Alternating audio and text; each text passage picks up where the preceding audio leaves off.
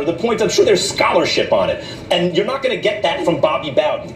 But when there is immediate criticism of someone expressing an idea that's maybe not that well thought out in a way that paints them maybe as a bad person, it dissuades others from a kind of public discourse of ideas, and I don't know that we're the richer for it. Of course, Bomani was, I believe, right in what he said, but I also wouldn't want to think that there's an atmosphere where people don't feel safe, not from criticism, but maybe even comfortable, simply making an observation publicly. I had no problem with what Bobby Bowden said, and I actually disagree with Bomani Jones, and I say that respectfully.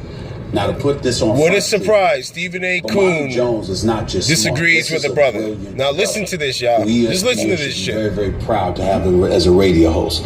I love me some Bomani. So is the right time. That's right, the right time. I mean, this radio show is the joint. There's no question about it. Watch this, Coon. Got a lot of love for him, and I will be leading, into his show because I'm going to be on ESPN Radio in New York and LA, and of course on the SiriusXM channel, 80 channel, starting January 16th. Thank you so much. What time can we find that? 1 to 3 p.m. Eastern time every weekday. Here's the deal.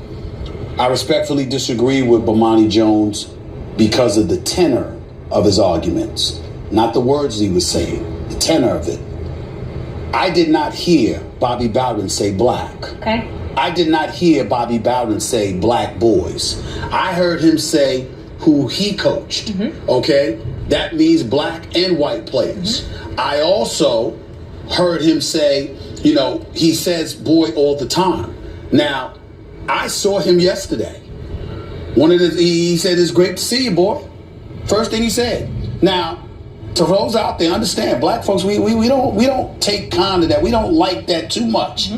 If it came from you, or it came from somebody my age, this man 87 years old. This man been communicating like this all his life. Not to mention the fact that I'm listening to my radio show with Dave Rothenberg filling in for me. He called Dave boy. This how he talks to younger folk. All right, I got tired of hearing this dude. I'm on my way to work, and I had to do this because this was something that was brought to my attention. I no longer watch ESPN First Take. I used to watch it like a while ago. I used to love the old segments when they used to bring on the brothers, the real brothers, to talk about it. But then, of course, how they did, a couple analysts who went on there and checked Skip Bayless. You never hear them again, but, guys, those coons that pacify the producers, they give them their own segments. They again, further white supremacy, basically being on the forefront here. So let me get into this about this whole Bobby Bowden situation. Bobby Bowden is a racist, and he's obviously sexist. Bomani Jones, right? He went on a well-deserved rant about Bobby Bowden's comments because they were directed towards the African-American community. And you know how they were directed towards the African-American community? If you listen to that beginning part of that segment, Max Kellerman was doing it too, along with Stephen A. Coon, sitting up there trying to justify how things can be misinterpreted. The moment a white person in the public eye starts talking, using that word, it was misinterpreted, or it came across a certain way that it wasn't meant to. That is white supremacy. That is racism. They know damn well that Bobby Bowden was not talking about his white boys that he's coached wearing earrings and certain types of pants styles or hats. They were talking about African-American men. Period. And that bullshit, don't believe that bullshit that Stephen A. told you about how, he calls me boy. Of course he calls you boy. You coon? Of course he is. White supremacists don't give a fuck about coons either. Of course he don't have no respect for you as a man. And don't come in with that shit about Stephen A. gonna sit there talk about, hey, some black folks. Nah, motherfucker.